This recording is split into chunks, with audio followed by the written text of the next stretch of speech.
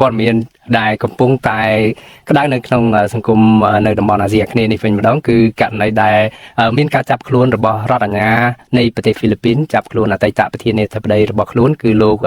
Rodrigo Duterte ដែលបានពាក់ព័ន្ធនឹងបទឧក្រិដ្ឋកម្មប្រឆាំងនឹងមនុស្សជាតិដែលចេញដីកាដោយតុលាការព្រហ្មទណ្ឌអន្តរជាតិបាទមន្ត្រីបពប្រឆាំងនឹងអ្នកឃ្លាំមើលលើកឡើងថាលោកហ៊ុនសែននឹងមានវាសនាដូចជាអតីតប្រធានាធិបតីហ្វីលីពីនដែលត្រូវបានតុលាការព្រហ្មទណ្ឌអន្តរជាតិចាប់ខ្លួនពីបទឧក្រិដ្ឋកម្មប្រឆាំងមនុស្សជាតិសកម្មជននយោបាយជំរុញឲ្យប្រជាពលរដ្ឋទាំងក្នុងនិងក្រៅប្រទេសរួមជាមួយអង្គការជាតិអន្តរជាតិនិងគណៈបពប្រឆាំងសហការគ្នាប្រមូលភស្តុតាងប្តឹងលោកហ៊ុនសែនទៅតុលាការព្រហ្មទណ្ឌអន្តរជាតិ ICC ឲ្យបានឆាប់បាទអ្នកស្រីខណ្ឌលក្ខណារាយការណ៍ព័ត៌មាននេះស្របពេលដែលតុលាការបារាំងក្រុងបើកសវនកម្មនៅថ្ងៃទី19ខែមីនាដើម្បីជំនុំជម្រះសំណុំរឿងបោកគ្រាប់បែកសម្រាប់ពលរដ្ឋខ្មែរចំនួន16នាក់និងរងរបួសជាង150នាក់កាលពីថ្ងៃទី30ខែមីនាឆ្នាំ1997ដែលមានជាប់ពាក់ព័ន្ធនឹងការប្រព្រឹត្តរបស់លោកហ៊ុនសែនមេអង្គរៈក្រុមគ្រួសារត្រកូលហ៊ុនលោកឧត្តមស្នេហ៍ហ៊ីងមិនហៀងនិងនាយករងខុទ្ទកាល័យលោកហ៊ុនម៉ាណែតគឺលោកឧត្តមស្នេហ៍ហ៊ុយពិសិដ្ឋនោះសកម្មជននិងអ្នកនយោបាយបកប្រឆាំងបានជំរុញឲ្យបង្កើនចលនាប្តឹងលោកហ៊ុនសែនទៅកាន់តុលាការព្រហ្មទណ្ឌអន្តរជាតិថែមទៀតយុវជនគណបកសង្គ្រោះជាតិប្រចាំប្រទេសកូរ៉េខាងត្បូងលោកមាសវិសាលប្រាប់វិទ្យុអាស៊ីសេរីថាប្រជាពលរដ្ឋខ្មែរទាំងក្នុងនិងក្រៅប្រទេសរួមទាំងអង្គការជាតិនិងអន្តរជាតិនានាដែលធ្វើការលើវិស័យប្រជាធិបតេយ្យសិទ្ធិមនុស្សយុត្តិធម៌និងនីតិរដ្ឋនៅកម្ពុជាគួរតែសហការគ្នាប្រមូលភស្តុតាងប្តឹងលោកហ៊ុនសែនទៅតុលាការព្រហ្មទណ្ឌអន្តរជាតិលោកថាបាតុករពលរដ្ឋខ្មែរជាង1000នាក់នៅប្រទេសកូរ៉េខាងត្បូងថ្មីៗនេះបានមូលមតិគ្នាចង់ឲ្យមានការប្តឹងផ្តល់លោកហ៊ុនសែនទៅតុលាការព្រហ្មទណ្ឌអន្តរជាតិហើយបើប្តឹងកាន់តែឆាប់កាន់តែល្អពីព្រោះប្រទេសកម្ពុជាកំពុងធ្លាក់ចូលក្នុងគ្រោះអាសន្នឧក្រិដ្ឋកម្មនិងការបំផ្លិចបំផ្លាញប្រជាពលរដ្ឋគ្រប់វិស័យក្រោមការដឹកនាំរបស់ក្រុមគ្រួសារត្រកូលហ៊ុនយើងជាពលរដ្ឋខ្មែរដែលស្រឡាញ់យុត្តិធម៌ដែលពួកយើងចង់ឲ្យមានយុត្តិធម៌ហើយក៏ដូចជាយើងចង់លុបបំបាត់អំពើអយុត្តិធម៌នៅក្នុងសង្គមខ្មែរអំពើកាប់សម្លាប់អំពើជិះជាន់បែបផ្ដាច់ការហ្នឹងគឺយើងតែងតែសម័យចង់ឃើញតុលាការព្រហ្មទណ្ឌអន្តរជាតិហ្នឹងគឺធ្វើការកាត់ទោសទៅលើលោកហ៊ុនសែនការជំរុញនេះធ្វើឡើងបន្ទាប់ពីប៉ូលីសអន្តរជាតិអង់តេប៉ូលបានសហការជាមួយប៉ូលីសហ្វីលីពីនចាប់ខ្លួនអតីតប្រធានាធិបតីហ្វីលីពីនលោក Rodrigo Duterte ដាក់ឃុំឃាំងតាមដីការបស់តុលាការព្រហ្មទណ្ឌអន្តរជាតិពីបទឧក្រិដ្ឋកម្មប្រឆាំងមនុស្សជាតិបណ្ដាញសារព័ត៌មាន CNN របស់អាមេរិករាយការណ៍នៅថ្ងៃទី11ខែមីនាថាលោកឌុយតាតេអាយុ79ឆ្នាំត្រូវបានចាប់ខ្លួននៅឯអាកាសយានដ្ឋានរដ្ឋធានីម៉ានីលក្នុងដំណើរវិលត្រឡប់ពីទីក្រុងហុងកុងចូលប្រទេសហ្វីលីពីនវិញនៅថ្ងៃទី11ខែមីនានេះការិយាល័យទំនាក់ទំនងប្រធានាធិបតីហ្វីលីពីនបានដឹងថាបច្ចុប្បន្នលោកឌុយតាតេកំពុងស្ថិតនៅការឃុំឃាំងរបស់អាជ្ញាធរ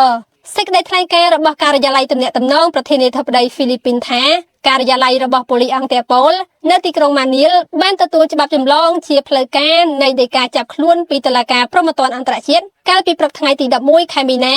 ហើយនៅពេលលោកឌុយតាតេមកដល់ប្រទេសហ្វីលីពីនអគ្គរដ្ឋាភិបាលបានបង្ហាញដីកាចាប់ខ្លួនអតីតប្រធានាធិបតីរូបនេះពីបទឧក្រិដ្ឋកម្មប្រឆាំងមនុស្សជាតិបណ្ដាញសារព័ត៌មាន CNN ផ្សាយថាក្នុងអំឡុងពេលកាន់តំណែងប្រធានាធិបតីពីឆ្នាំ2016ដល់ឆ្នាំ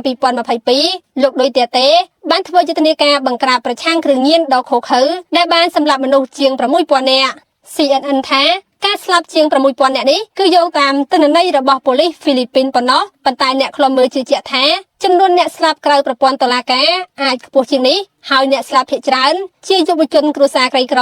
ដែលត្រូវបានបាញ់សម្លាប់គ្មានប្រណីដោយប៉ូលីសនិងខ្មាន់កាំភ្លើងអ្នកនាំពាក្យគណៈបកប្រជាជនកម្ពុជាលោកសុកអេសានប្រាប់វិទ្យុអាស៊ីសេរីនៅថ្ងៃទី11ខែមីនាថារឿងដែលកើតឡើងនៅប្រទេសហ្វីលីពីនក្រោមការដឹកនាំរបស់លោកឌុយតាតេនិងស្ថានភាពនៅកម្ពុជាសម័យលោកហ៊ុនសែនខុសគ្នាដូចមេឃនឹងដីលោកថាលោកហ៊ុនសែនមិនបានប្រព្រឹត្តអ្វីជាបទឧក្រិដ្ឋកម្មប្រឆាំងមនុស្សជាតិទេហើយថាបើអ្នកណាមិនអស់ចិត្តពួកគេមានសិទ្ធិប្តឹងទៅតុលាការព្រហ្មទណ្ឌអន្តរជាតិការដឹកនាំរបស់សម្ដេចតេជោហ៊ុនសែនមិនមែនមានទោសកំហុសអ្វីធ្លាក់ទៅដល់ឧក្រិដ្ឋកម្មប្រឆាំងនឹងមនុស្សជាតិឬប្រឆាំងនឹងសិទ្ធិមនុស្សអីឡាក់ទេមិនដូចដែលលោកឌុយតាតេទេព្រោះលោកឌុយតាតេហ្នឹងខ្ញុំយល់ថាក្នុងនាមជាប្រធានាធិបតីហ្វីលីពីនក៏គាត់ប្រើវិធានការក្តៅដើម្បីបង្ក្រាបបទល្មើសគ្រឿងញៀនហ្នឹងអាហ្នឹងជារឿងផ្ទាល់ខ្លួនរបស់គាត់ក្នុងការទទួលខុសត្រូវរបស់គាត់ យ៉ាងណាសកម្មជននយោបាយប្រឆាំងថាឧក្រិដ្ឋកម្មនៅកម្ពុជាក្រោមការដឹកនាំរបស់រដ្ឋាភិបាលគ្រួសារត្រកូលហ៊ុនសាហាវជាងនៅហ្វីលីពីនសម័យលោកឌុយទែតេទៅទៀតពីព្រោះលោកឌុយទែតេសម្លាប់ជ្រុលដៃក្នុងយុទ្ធនាការបោះសម្អាតគ្រឿងញៀនប៉ុន្តែមេដឹកនាំគ្រួសារត្រកូលហ៊ុនធ្វើឧក្រិដ្ឋកម្មបំផ្លាញពលរដ្ឋខ្មែរដែលចង់បានប្រជាធិបតេយ្យនិងយុត្តិធម៌សង្គមទៅវិញសកម្មជនដែលកំពុងភៀសខ្លួននៅក្រៅប្រទេសលោកខមនីកុសលប្រាប់វិទ្យុអាស៊ីសេរីថារដ្ឋាភិបាលក្រុមគ្រួសារត្រកូលហ៊ុនហាក់ដូចជាកំពុងមានមោទនភាពនឹងការដឹកនាំដោយប្រព័ន្ធឧក្រិដ្ឋកម្មគ្រប់ទម្រង់របស់ខ្លួនលោកថាប្រព័ន្ធបែបនេះកំពុងបំផ្លាញជីវភាពប្រជាពលរដ្ឋរាល់ថ្ងៃឲ្យធ្លាក់ខ្លួនក្រីក្រវាន់កដោយបំណុលនឹងការឆបោកព្រមទាំងការគំរាមកំហែងធ្វើទុកបុកម្នេញជីវិតប្រជាពលរដ្ឋរាល់ថ្ងៃដូច្នេះលោកថាការប្តឹងមេដឹកនាំរដ្ឋាភិបាលត្រកូលហ៊ុនទៅតុលាការព្រហ្មទណ្ឌអន្តរជាតិឲ្យបានឆាប់គឺជាការចាំបាច់បំផុតការបណ្តែតបណ្ដោយឲ្យគាត់និងក្រុមគ្រួសារគាត់នៅតែមានសេរីភាពហើយបន្តប្រព្រឹត្តបទឧក្រិដ្ឋជាច្រើនបន្តទៅទៀតវានឹងបង្កជាហានិភ័យធ្ងន់ធ្ងរទៅដល់ប្រជាពលរដ្ឋកម្ពុជាជាពិសេសគឺការសម្លាប់លទ្ធិប្រជាធិបតេយ្យហើយនិងការបំផ្លិចបំផ្លាញសេដ្ឋកិច្ចជាតិមិនធ្វើឲ្យប្រទេសកម្ពុជានឹងអាចរីកចម្រើនទៅមុខហើយឈានទៅដល់ការបាត់បង់ទឹកដីបូរណភាពទឹកដីនឹងមិនអាចការពារបានពីប្រទេសជិតខាងដែលមានមហិច្ឆតាចង់តែលេបប្របាក់យកប្រទេសកម្ពុជានឹងទៀតផងអតីតមេដឹកនាំនិងអតីតមេដឹកនាំប្រទេសក្នុងតំណែងនៅតំបន់អាស៊ានដែលជាប់ក្តីក្តាំនៅតុលាការព្រហ្មទណ្ឌអន្តរជាតិមិនមែនមានតែលោកឌុយទែតេនៅប្រទេសហ្វីលីពីនម្នាក់ទេប្រទេសមីយ៉ាន់ម៉ាឬភូមាសប្តាហ៍ថ្ងៃគឺឧត្តមស្នេហ៍មីនអ៊ុងលៀងដែលធ្វើរដ្ឋប្រហារដណ្ដើមអំណាចពីអ្នកស្រីអ៊ុងសានស៊ូជីក្នុងឆ្នាំ2021ក៏កំពុងប្រឈមនឹងការចេញដីកាចាប់ខ្លួនពីតុលាការព្រហ្មទណ្ឌអន្តរជាតិនេះដែរប្រធានអัยការអមតុលាការព្រហ្មទណ្ឌអន្តរជាតិកាលពីចុងឆ្នាំ2024បានស្នើចៅក្រមឲ្យចេញដីកាចាប់ខ្លួនលោកមីនអ៊ុងលៀងពីបទឧក្រិដ្ឋកម្មប្រព្រឹត្តលើជាតិសាសន៍ភាគតិចរ៉ូហិញយ៉ាដែលកាន់សាសនាអ៊ីស្លាមរីឯនៅកម្ពុជាលោកហ៊ុនសែននិងមន្ត្រីជាន់ខ្ពស់ក្បែរលោកមួយចំនួនទៀតក៏ត្រូវបានលោកម៉ូតិនក្លាដែលជាមេធាវីអាមេរិកកាំងតំណាងឲ្យក្រុមសម្ព័ន្ធអ្នកតស៊ូដើម្បីប្រជាធិបតេយ្យនិងសិទ្ធិមនុស្សដាក់ពាក្យបណ្ដឹងព្រហ្មទណ្ឌលើមេដឹកនាំគណបកប្រជាជនកម្ពុជារូបនេះទៅតុលាការព្រហ្មទណ្ឌអន្តរជាតិដែរកាលពីដើមឆ្នាំ2014ពីបទរំលោភសិទ្ធិមនុស្សនិងរារាំងការស្វែងរកយុត្តិធម៌សម្រាប់ជនរងគ្រោះក្នុងរបបខ្មែរក្រហមសមាជប្រជាពលរដ្ឋនៅប្រទេសអូស្ត្រាលីកាលពីថ្ងៃទី23ខែកុម្ភៈដែលរៀបចំឡើងដោយចលនាប្រជាពលរដ្ឋដើម្បីប្រជាធិបតេយ្យ KMD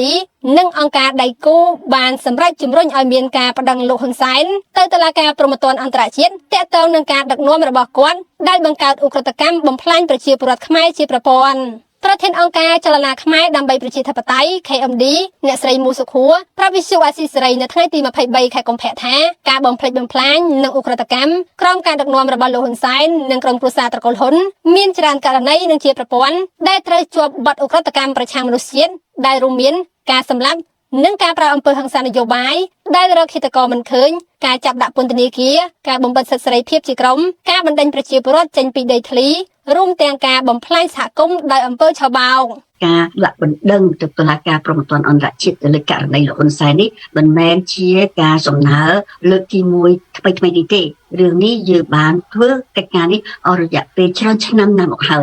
យតាមខ្ញុំដឹងករណីនេះមានមេធាវីច្បាស់លាស់មានក្រុមអង្គការក្រៅរដ្ឋាភិបាលពលរដ្ឋខ្មែរច្បាស់លាស់ហើយមេធាវីនោះបានផ្ដល់លើព័ត៌មានទៅដល់តុលាការព្រហ្មទណ្ឌអន្តរជាតិហើយខ្ញុំបានដឹងថាគេបានទទួលយកហើយនៅករណីលោកហ៊ុនសែននេះមិនមែនជារឿងថ្មីតែយើង